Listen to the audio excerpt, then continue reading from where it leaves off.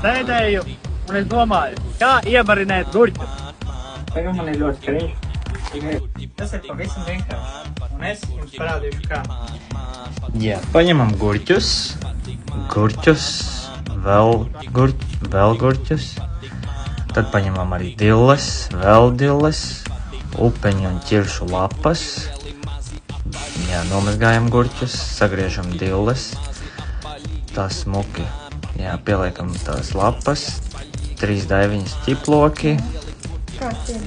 Jā, tad visi ieliekam iekšā, pieliekam melnos piparus, sagriežam tos gurķus, vēl sagriežam gurķus, pieliekam sāli 2 karotes, 2 karotes cukuru un etiķi 2 karotes.